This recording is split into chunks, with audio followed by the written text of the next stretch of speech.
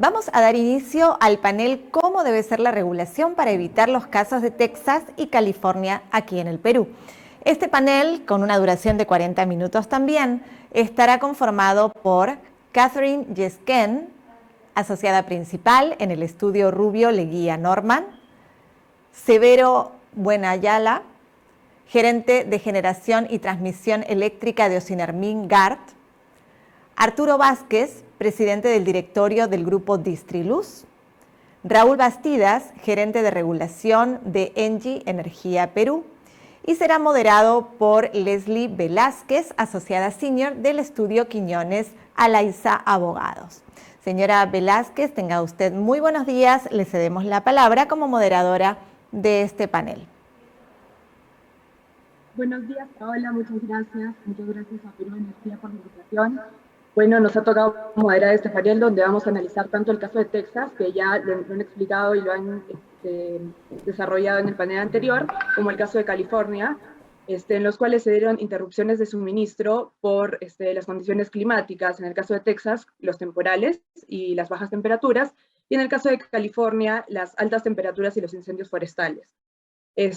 Tenemos un panel donde tenemos expertos con distintas experiencias en el sector, donde vamos a intentar aplicar las enseñanzas de lo que nos han dejado estos dos casos al sistema peruano. El panel va a estar compuesto por dos rondas de preguntas, la primera un poco enfocada al análisis de estos dos casos y luego la aplicación de las enseñanzas en nuestro sistema peruano. Severo, me encantaría iniciar contigo para ver si nos puedes explicar las diferencias entre el caso de California y el Texas, las regulaciones de ambos estados, y cómo consideras que estas regulaciones han impactado o han generado o han sido causales de las interrupciones de suministro frente a estos eventos climáticos. Sí, buenos días con todos, espero que me escuchen bien. Agradecer por participar en este evento de Perú Energía Centenario. Y en realidad mi idea es complementar lo que ya habló el anterior panelista, que explicó muy bien el tema de Texas, así que mi idea es complementar temas más que nada en la parte regulatoria, ¿no? Bueno, comenzando los modelos que tiene cada mercado. En realidad no existe un modelo único de mercado a nivel mundial. Cada mercado se adopta un modelo que mejor les parezca conveniente para su realidad. Eso lo debe conocer más Arturo, que es economista. En realidad no hay modelo de mercado único que exista, ¿no? En este caso muy particular, estos sistemas eléctricos que vamos a hablar, Texas y California, ellos adoptaron el modelo ISO, ¿no? Que es un modelo que lo utilizan 3 estados a nivel de Estados Unidos, ¿no? Los demás usan el modelo de nodo regional, ¿no? De transmisión, que es un modelo un poco diferente. Pero igual, en el modelo ISO de ellos, lo que utilizan más que nada es tener un grupo de generadores, transmisores y distribuidores que son parte de este ISO, y que este ISO se encarga de hacer la operación, ¿no? Con criterio de confiabilidad y eficiencia. Obviamente con ellos también hacen el día que son los pagos, las transferencias correspondientes, ¿no? Y también los balances de seguridad y también la planificación. En el caso de California es el CAISO, es el operador independiente de ellos. En el caso de Texas dijeron el ERCO, ¿no? Que es el operador de ellos también como ISO, que también se encarga de esta parte que les menciono. Por ese lado son modelos muy parecidos entre ambos, son modelos ISO con una gran competencia, ¿no? Ahora, ¿qué ha estado pasando en estos tiempos, en estos modelos? Bueno, todo modelo que busca la eficiencia, lo que siempre tiene es un pago en base a la eficiencia, ¿no? Y para ello siempre lo que busca es tener tema de confiabilidad. Es algo importante en la parte de mercado, ¿no?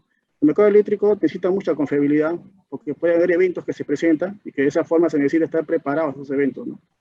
Pero cuando es un modelo eficiente, lo que busca siempre es que esa confiabilidad cubra gran parte de los riesgos que puedan haber. Lo que te dice siempre es que sea un 95% como recomendación. Puede ser más, 98, 99, ¿no? Es decir, cubrir casi todo lo que puede pasar. Pero siempre te queda un margen pequeño de riesgo que sí haces aceptar que se puede dar, ¿no? Que puede ser 5% o 2% o 1%, ¿no? Obviamente, porque si cubrimos todos los riesgos, el sistema se vuelve más caro y deja de ser de una forma eficiente, ¿no? Ante eventos capaz nunca se presente. Entonces, lo que ha pasado en ellos es que en su modelo han cubierto la mayor cantidad de riesgos posibles que se pueden dar, pero lo que se dio no estaba cubierto, ¿no? En realidad, lo que pasó en Texas es que la temperatura baja de 19 grados no se había dado en los últimos 30 años, por lo cual no era para ellos algo previsible que se vea.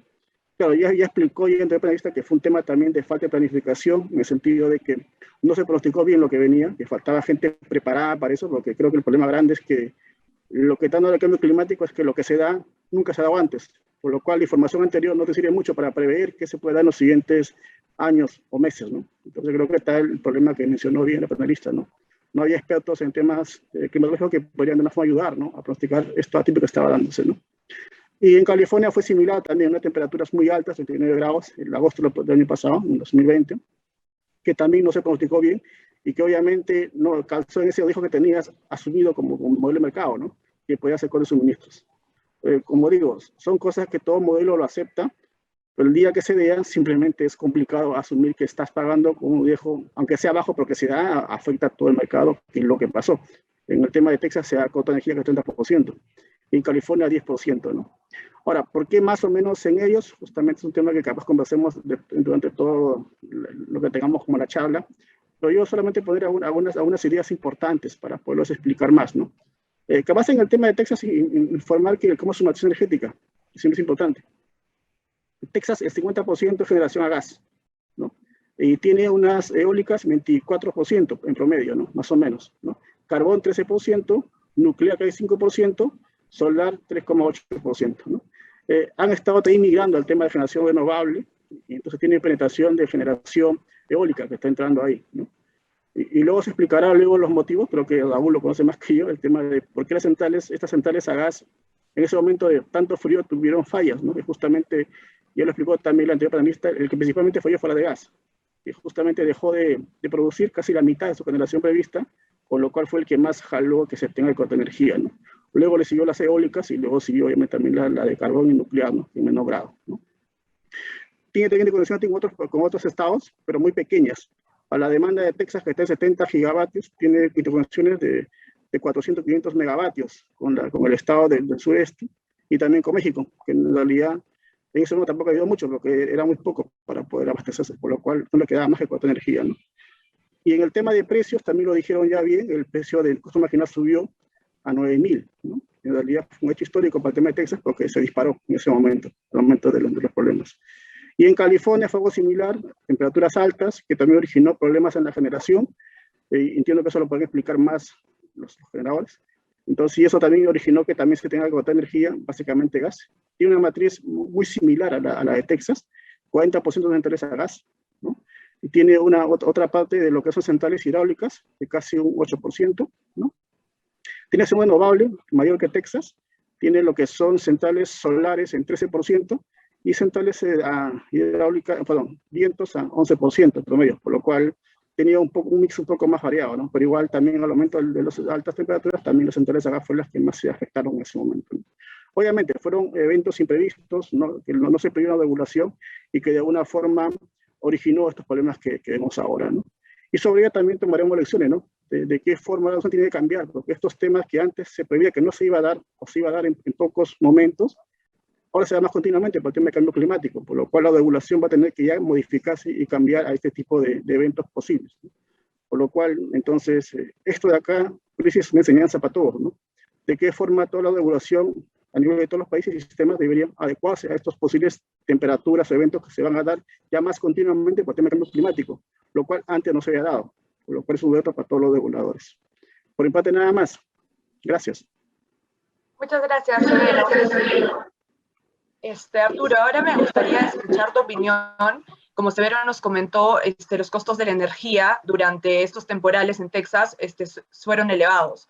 ¿Cómo fue que estos costos impactaron en las tarifas que tenían que pagar los consumidores y también en los comercializadores? Y adicionalmente, si consideras que la figura de los comercializadores también impactó o contribuyó a que esta crisis sea aún más grave. Te escuchamos. Muchas gracias, Leslie, por el pase y además también a los organizadores del evento Perú Energía 2021 por la invitación a participar en este distinguido panel.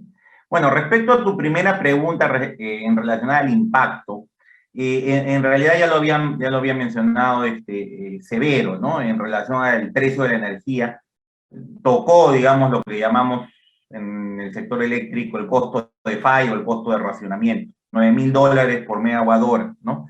Debido a digamos, al shock climático que generó, digamos, la parada sistémica de la fuente de generación térmicas y renovables, ¿no?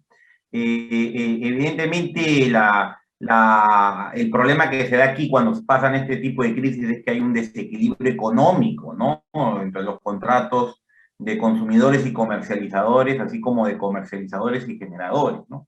Es un shock sistémico, se dan cuenta, ¿no? Entonces sí, tienes un impacto, ¿no? Aunque los usuarios en el mes de febrero de este año, debido a que ellos tienen planes de tarifa fija, en los que pagan un precio fijo por la electricidad a través de sus proveedores de electricidad, tienen una protección de todas maneras, ¿no? Entonces ahí, en realidad, la variación de precios para cliente final fue de 7 a 10%, ¿no? Esto es un esquema, pues, parecido en términos de seguridad de tarifas al que tenemos en el Perú a través de la ley 2832, ¿no? La energía para clientes regulados se contrata a largo plazo y la volatilidad del precio spot no debería afectar directamente al usuario, pero sí hubo impactos importantes en el sector comercial e industrial en donde las tarifas se dispararon, ¿no? Porque ahí la contratación con comercializadores es de forma libre, ¿no? Tenemos que recordar que en el caso de Texas pasó por un proceso de liberalización y como ya se ha visto en la historia, la liberalización tiene que venir acompañada con lo que llamamos una política de confiabilidad energética, ¿no? O sea, tiene que existir todo un contexto que está asociado al respaldo, ¿no? Y un margen de reserva adecuado, ¿no? Como ya se ha mencionado anteriormente, el clima es un factor clave ahora. Yo no diría que el clima sea un factor nuevo en realidad. Este tema ya viene de varios años atrás, ¿no? Y la verdad es que la regulación se queda rezagada. Ese es uno de los grandes problemas, ¿no? La regulación se queda congelada en el tiempo y no se adapta. El tema del cambio climático viene del año 2008, 2009, ya han habido varios eventos, como lo mencionó la señora Gilda anteriormente, ¿no? Entonces, acá hay un problema también de rezago regulatorio, ¿no? Y evidentemente aquí para poder tener mayor respaldo se necesita interconexión eléctrica, ¿no? Transmisión en alta tensión para poder brindar seguridad al suministro de este tipo de sistemas más vulnerables, fortalecer la capacidad de gas natural. Y miren, el tema también de la energía nuclear, ¿no? Ahora hay un nuevo despertar sobre la energía nuclear porque con el clima nos hemos dado cuenta que la energía nuclear es la única confiable, ¿no? No solamente este tema del clima frío se ha dado en Texas, también tuvimos en España un problema que le costó a los consumidores españoles muchísimo, ¿no? Entonces se ha empezado a hablar del tema de la energía nuclear, incluso la Fundación Gates está financiando mucho dinero en tecnología nuclear de cuarta generación, ¿no? Entonces ahí yo creo que va a haber un cambio, ¿no? Un cambio en varios emprendedores que están viendo eso como una política de carbono cero. Respecto a tu segundo punto, mira, la verdad que la potencia firme es un tema de los generadores, ¿no? Entonces, yo no diría que el exceso de comercialización que se da después de la liberalización haya sido causante del problema, ¿no? Porque recuerden que la oferta de potencia firme se le da a un pago a los generadores para que ellos oferten un margen de reserva adecuado, ¿no? El problema de Texas, como lo comentó nuestra distinguida conferencista, es un problema de proyección de demanda, ¿no? La falta y una falta de adecuación del sistema, ¿no? Para tener un margen de reserva adecuado para tener esta demanda a pico, ¿no? Que se vio que la demanda de energías se disparó a las nubes, ¿no? Entonces, en ese contexto creo que había un rezago regulatorio, como les digo, ante todo el proceso de desregulación que se dio en el sector eléctrico. Entonces, ahí hay una falla de mercado que requiere, digamos, la financiación de ciertos bienes públicos, vinculados ¿a qué? A garantizar la seguridad del suministro. Y ahí hay el fortalecimiento del gas natural, ¿no? El tema vinculado a la transmisión, ¿ya? Entonces, una lección para el Perú es esa también, o sea, hay que acordarnos que este año que viene va a venir el fenómeno de la Niña, y vamos a tener, ¿no? Alta probabilidad de que haya sequía, ¿se dan cuenta? Entonces, a nosotros, en realidad, nuestro parque hidrotérmico tiene una configuración diferente al de Texas. Nosotros somos muy dependientes de la energía hidráulica y por lo tanto, ¿no? Nuestro respaldo es el gas natural aquí. no se avisora en el caso peruano de que el gas natural se vea afectado, salvo problemas en el campo de camisea o en el sistema de transporte de gas natural, ¿sí? Si eso funciona bien, tenemos respaldo térmico si es que el agua empieza a faltar en un año de estiaje severo, ¿no? Entonces, yo creo que hay que tomar lecciones de ese caso, pensar en las fortalezas que tienen en el Perú, Leslie, en relación al potencial térmico basado en gas, que no se vería afectado, digamos, por una nevada o por un cambio de clima, ¿no? Pero el problema que siempre tenemos nosotros son las épocas de estiaje cuando viene la niña. Y ya se ha proyectado, la Agencia Oceanográfica de los Estados Unidos está proyectando un fenómeno de la niña, ¿no? Entonces, ahí, en realidad ya el Perú tiene algunos mecanismos de pago para tener reserva, ¿no? Reserva fría, ¿no? Tener plantas térmicas que estarían disponibles para abastecer el gas, ¿no?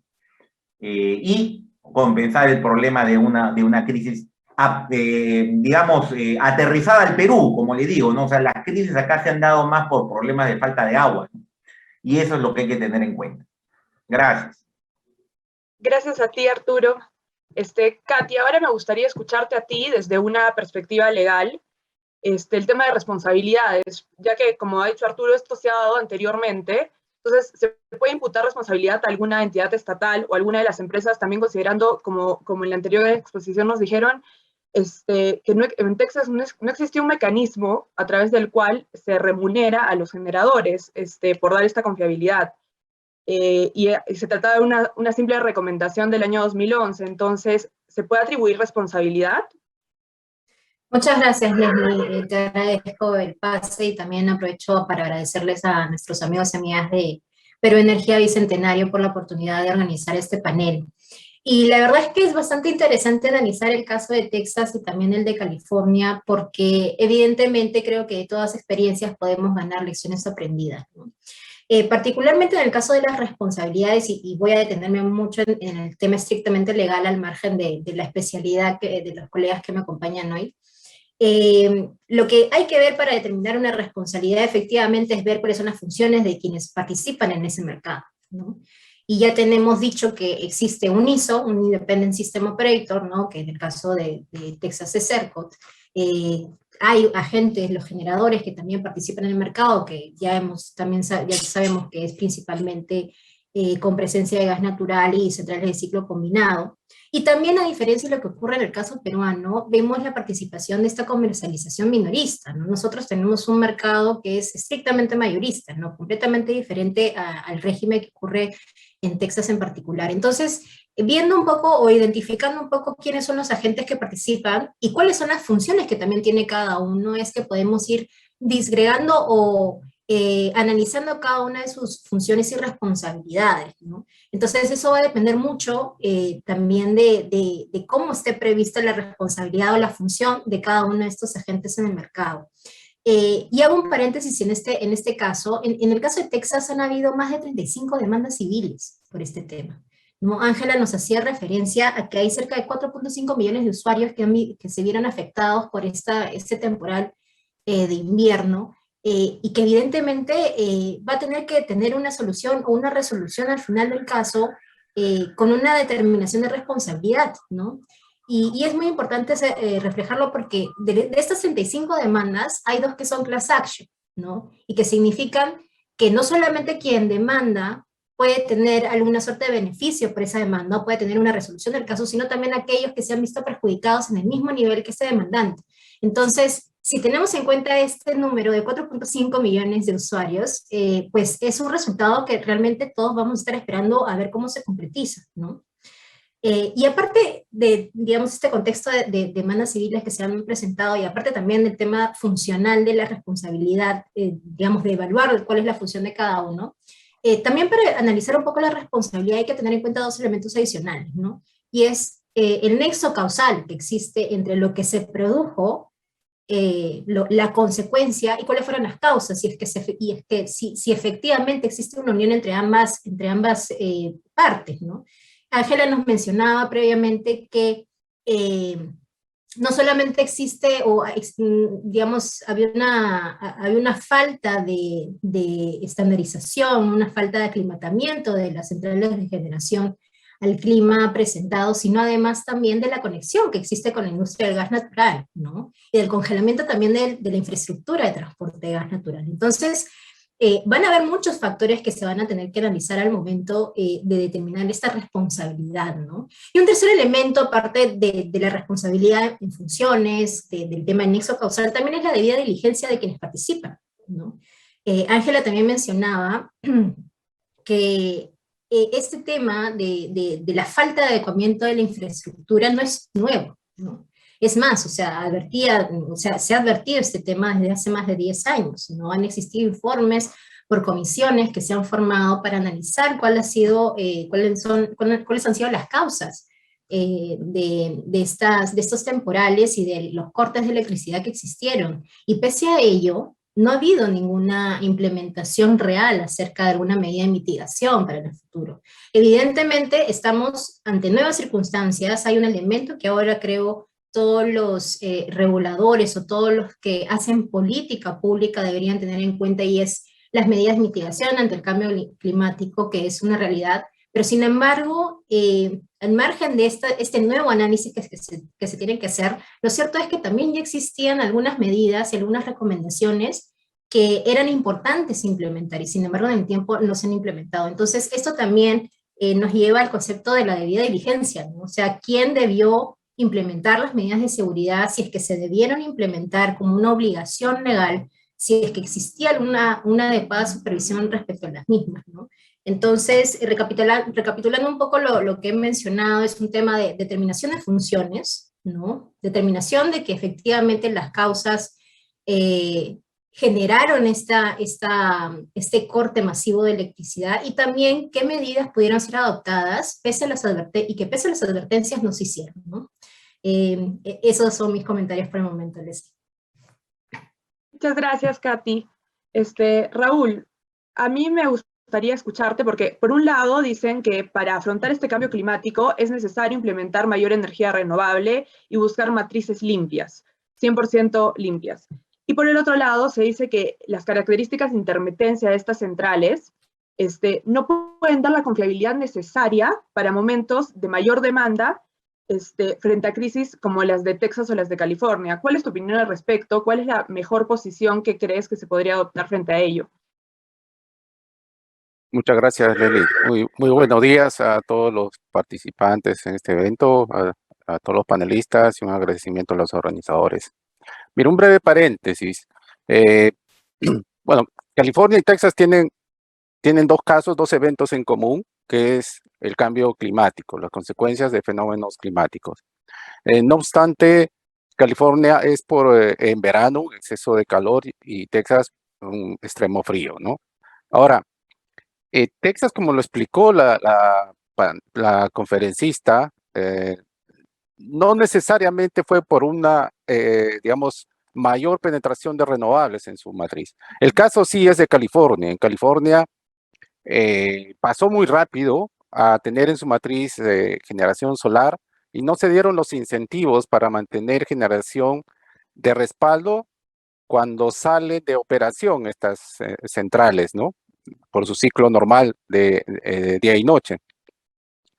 Ante una demanda fuerte por el exceso de calor, no hubo generación suficiente, porque la demanda creció demasiado, y ellos dependen también de importaciones que tampoco podían dársela, se saturaron las redes, y esa fue la causa, digamos, técnica por la cual no se tuvieron cortes en California, ¿no? Y ese es, más o menos por ahí va, digamos, tu pregunta para ese tipo de casos. En el caso de Texas, si bien es cierto, no fallaron, digamos, la falla principal no fue en centrales renovables o por un exceso de renovables, pero sí se debió, digamos, a los fenómenos por el cambio climático, ¿no? Aclarado eso, bueno, cerramos ese paréntesis. Atendiendo al tema que me consultas, mira, de hecho, debemos migrar digamos, hacer una economía neta, neta cero en carbono. O sea, ese debe ser nuestro objetivo. Obviamente partimos de un sistema que hoy tiene una característica que no es neto cero. Y digamos, pasar de nuestro estado actual a nuestro objetivo, hay un proceso transitorio. La lección aprendida de California es que si vamos muy rápido sin tener en cuenta eso, estamos expuestos a esos apagones, a la falta de energía. Entonces, la racionalidad nos dice que todo cambio debe ser paulatino, ¿no? Ahora, a nivel mundial, digamos, la matriz energética a nivel mundial, visto del sector eléctrico, digamos, hay una alta penetración de carbón, de generación en base a carbón. Por eso, digamos, la urgencia, porque es el mayor contaminante, de tener un paso transitorio hacia los renovables. Entonces, en muchos países, y este es el caso de Texas, donde se ha migrado rápidamente, porque tienen abundancia ellos a gas, ¿no? A generación a gas natural. Pero en otros sitios no, como en el caso de California o también en el caso de Australia, donde hay mucha penetración renovable ya. Lo cierto es que debemos tener en cuenta ese fenómeno, y esta es una lección aprendida, para que esa transición no nos coja con el pie, digamos, en tropezón y vayamos a caer. Y eso puede tener consecuencias, como en Texas, de no solamente de la pérdida de millones que se ha mencionado, la pérdida de energía. Lo mencionó la conferencista, que tuvo pérdidas humanas, y eso es lo peor, ¿no? Eso no podemos permitir. Afortunadamente, en nuestro sistema, nosotros ya hemos dado un paso adelante en ese sentido. ¿A qué me refiero? No necesariamente porque hayamos analizado, digamos, una visión de cambio climático, sino simplemente porque las condiciones se dieron. Nosotros ya hemos incorporado en nuestra matriz energética el gas, ¿no? O sea, no tenemos ese paso que tienen muchos países que tenían carbón y tenían la urgencia ya de cambiar hacia renovables. Tenemos digamos, la ventaja que ya hemos avanzado en tener en nuestra matriz energética el gas, ¿no? Entonces, aprovechando, basándonos en esa realidad actual, podemos tener ese paso transitorio. Y justamente, como lo mencionaban los panelistas anteriores, en base a esa matriz, que es el gas, podemos sustentar el crecimiento, el incremento de la generación renovable, mientras no se tengan alternativas que cubran, digamos, la variabilidad de la generación renovable, ¿no? Es esa matriz que tenemos hoy día va a poder facilitar la incorporación de renovables, que es hacia donde, digamos, es el objetivo, ¿no? Ahora, un aspecto que quería mencionarles es que obviamente nuestro país tiene sus propios retos climatológicos.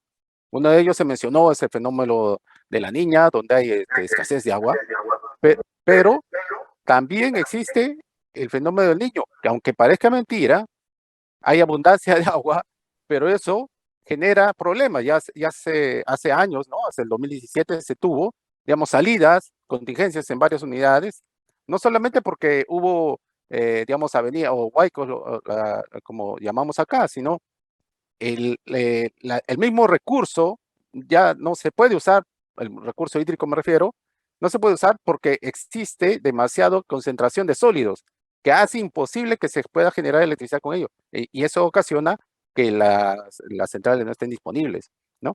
Pero también tenemos, digamos, y esto es similar a Texas, ¿no? Estamos bastante correlacionados, y este es el tema que está ocurriendo ahora. Tenemos que analizar los fenómenos correlacionados, la correlación del sistema a gas con el sistema eléctrico. Nuestro sistema es dependiente, al igual que Texas, mucho del sector eléctrico, me refiero, de lo que pase aguas arriba en el sistema de gas, tanto producción como transporte. Entonces hay que tener mucho en cuenta eso, ¿no? Ya hemos tenido algunos eventos y el sector no lo ha percibido, me refiero de parte del usuario, no ha percibido los eventos, ¿no? Donde ha estado fuera de servicio un tiempo considerable, toda esa cadena de suministro de gas, pero afortunadamente lo hemos superado, nuestro sistema lo ha superado. Ahora, no necesariamente ha sido porque nuestro diseño de mercado así digamos, lo ha previsto. Tenemos digamos, ciertas circunstancias que se han dado, que el sistema ha estado, digamos, preparado para recibir esos eventos, tanto el Niño del 2017, tanto los eventos en la cadena de gas, pero debemos repensar ¿Estamos haciendo bien las cosas en nuestro diseño de mercado? ¿Qué podemos hacer para eso? Entonces, eso es una de las cosas que tenemos que hacer. Ahora, lo que tengamos que hacer y lo que mejoremos tiene también su proceso transitorio, pero una vez definido, debemos tener claro algo, ¿no? Todas estas inversiones para dar confiabilidad requieren un marco estable, y es importantísimo eso, la estabilidad en las reglas, ¿no? Muchísimas gracias, Raúl. Bueno, nos queda un poco de tiempo, así que les voy a hacer una pregunta a cada uno y les agradecería que la contesten en 2 minutos más o menos para poder cumplir con los tiempos del panel. Katy, me gustaría preguntarte si tú crees que el marco legal y el marco regulatorio de Perú está en las condiciones o es el adecuado para afrontar eventos como el de Texas, el de California, y si es que hay alguna modificación que se debe hacer, ¿cómo impactaría estas modificaciones regulatorias también en la tarifa, ¿no? Para el usuario final. Gracias, Leslie. Bueno, básicamente lo que tenemos hoy en el marco regulatorio, en el marco normativo, es un marco bastante de carácter punitivo, ¿no? Es de obligaciones y si no las cumples, entonces yo te sanciono, te penalizo o te superviso, ¿no? O sea, tenemos, por ejemplo, la norma técnica de calidad, ¿no? Que la supervisa los INERMIN tiene sus funciones de supervisión y fiscalización que todos conocemos. Y creo básicamente que esta perspectiva del marco normativo debe girar a una perspectiva un poco más colaborativa, ¿no? A un marco normativo que sea más para el desarrollo, una regulación para el desarrollo.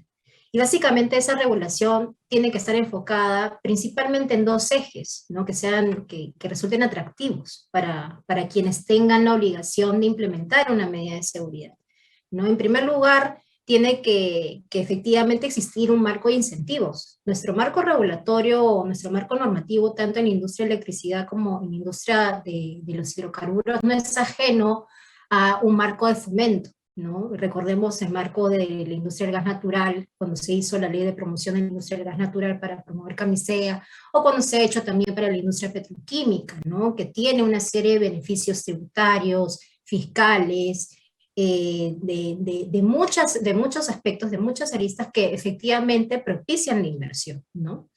Entonces, siendo que el marco, digamos, nuestro marco regulatorio, nuestro marco normativo, deberíamos empezar a pensar también qué clase de incentivos podemos dar para tener seguramente de manera más confiable un sistema eléctrico robustecido y un sistema que pueda atender estas circunstancias que pueden ocurrir en cualquier momento, ¿no? Por ejemplo, hay alguna suerte, en Estados Unidos ocurre mucho que se opera con créditos fiscales, ¿no? Por ejemplo, con los mecanismos de Carbon Capture and Storage, en donde te dan un crédito fiscal que oscila entre $10 a $50 por la cantidad de carbono que logras capturar. Entonces, y eso precisamente está muy congeniado, conversa muy bien con las políticas de mitigación del cambio climático. Entonces, podemos utilizar ese tipo de herramientas para generar incentivos de implementación de medidas de mitigación, ¿no? Pero el segundo aspecto también que es importante y que no puede dejar de mencionarse es que estas medidas de implementación se tienen que pagar, ¿no? Alguien tiene que pagar esa factura. Y evidentemente quienes son los que implementan debe tener algún reconocimiento de costos por esta implementación, ¿no? Hace unas horas, cuando estaban hablando en otro panel, se hablaba de los servicios complementarios, ¿no? Que en nuestro marco normativo configura como una obligación, al menos para la RPF, y no necesariamente como una suerte de incentivo, siendo que estos servicios complementarios ayudan a la confiabilidad del sistema eléctrico. Entonces, hay algo que se nos está pasando, que es precisamente remunerar estos mecanismos que ayudan a la confiabilidad del sistema como en su conjunto, ¿no? Entonces, digamos, más allá de las medidas específicas que podemos hallar millones de ejemplos, lo cierto es que creo que quienes hacen la política pública deberían tener una mirada más de colaboración. ¿Qué es lo que me está dando a mí el titular de esta central de generación para poder hacer que la red sea más confiable, ¿no? Y eso supone precisamente qué incentivos le puedo dar y cómo es que puedo remunerar esa confiabilidad que me está dando, ¿no? Muchas gracias, Katy. Raúl, a ti te quería preguntar, ahora se discute entre reducir el límite para que los usuarios regulados puedan migrar más al mercado libre, pero en el mercado libre, primero te quería preguntar si consideras que Perú podría llegar a tener un mercado minorista como el de Texas y cómo se podría proteger a los usuarios frente a estos eventos como el de Texas. Ok. A ver, tener en cuenta que Texas es un mercado de solo energía, es distinto al Perú, ¿no? Y donde los consumidores, lo explicaron antes, algunos, solamente algunos, y eso por decisión propia, están expuestos al mercado, al precio spot. No todos. Es decisión de tener tarifa fija o tarifa variable, ¿no? Ahora, en un mercado de solo energía, es necesario, y eso porque es así el diseño, tener picos de precios, porque de ahí viene el ingreso para que estas centrales que están dando la energía tengan los ingresos. Distinto es el mercado peruano, donde tenemos un mercado de capacidad y un mercado de energía, ¿no? Donde la capacidad se supone da la señal para que haya, digamos, la confiabilidad necesaria y se complementa, digamos, con el mercado de energía, donde transamos ya los costos variables, ¿no? Entonces, no es necesariamente igual. Ahora, obviamente, exponerse a un mercado más competitivo, más abierto, está expuesto a la variabilidad de los precios. No en el extremo de Texas, donde llegaron a $9,000 ¿verdad? Pero sí se supone una mayor exposición. Ahora, yo lo que quería hablar es un poco, si quisiéramos tener suficiencia o confiabilidad en el Perú hacia adelante, debemos pensar en si, y estoy pensando justamente en que los usuarios, si puedan migrar o no migrar, tengan la confiabilidad de que va a haber suministro y no va a haber cortes o no se va a disparar el precio, ¿no? Entonces, para tener esa seguridad hacia adelante, necesitamos tener la infraestructura, la generación que esté de reserva. Pero pensemos un rato si hoy nuestro diseño de mercado está logrando eso.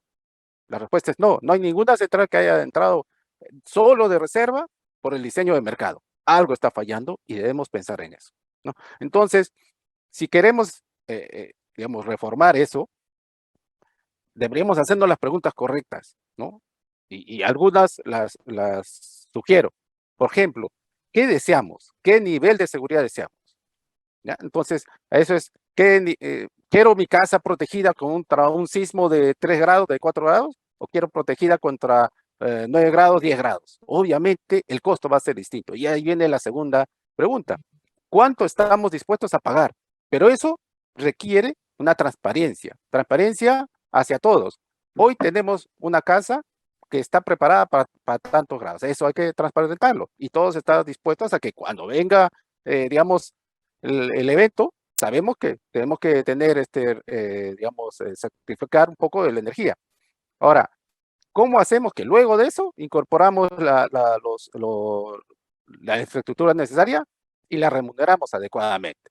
Entonces, para eso debemos diseñar los mecanismos de remuneración, que un poco lo han mencionado, con KPIs que digan, mira, tú estás obligado a hacer esto, pero a cambio te voy a dar la remuneración, y esa remuneración haga viable, ¿no? Porque si no, no tiene sentido, que haga viable un match entre yo te obligo y yo te pago, ¿no? Entonces, todos deben, el diseño debe así, pero más adelante el comportamiento debe ser tal, ¿no? Por un lado, lo que incorporan digamos, la infraestructura, ser responsables en cumplir con sus obligaciones, pero a veces el otro lado, los responsables de vigilar la remuneración, sean también responsables que se cumpla con ellos, ¿no? Y cumplir en el detalle, ya en la aplicación misma, que eso se logre.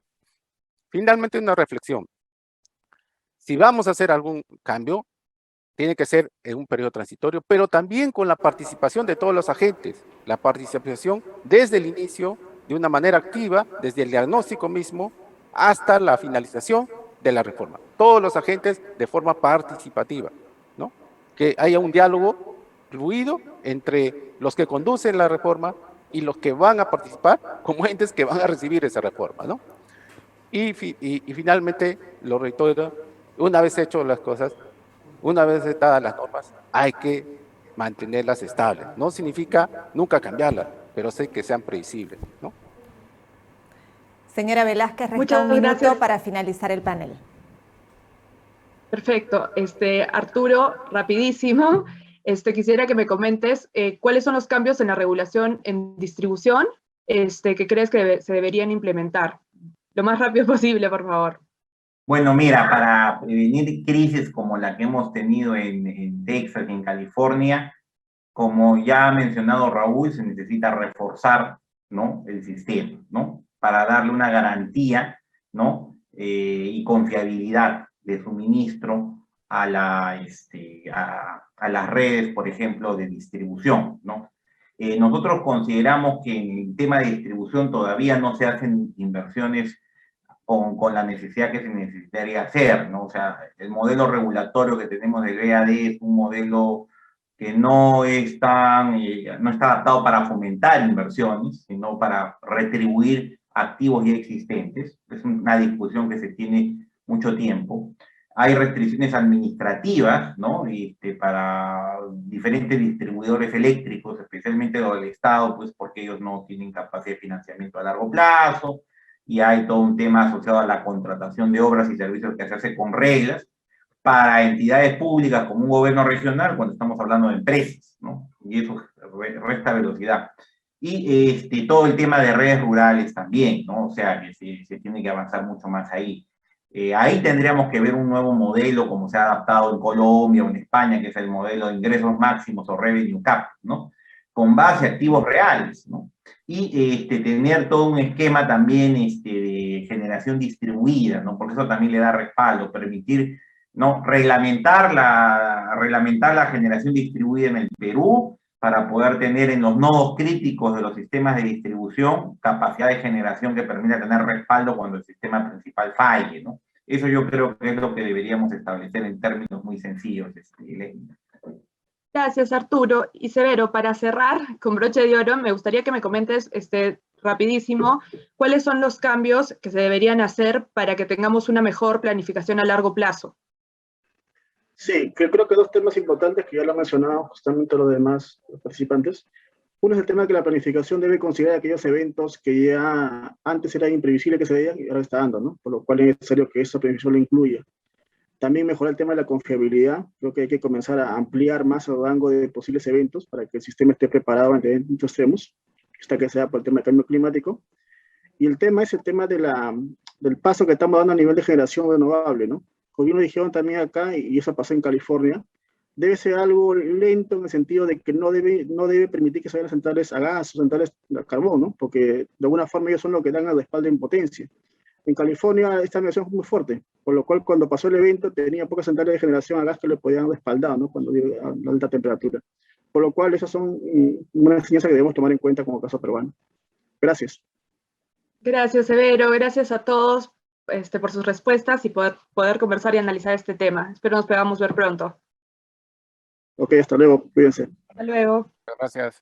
Muchas gracias.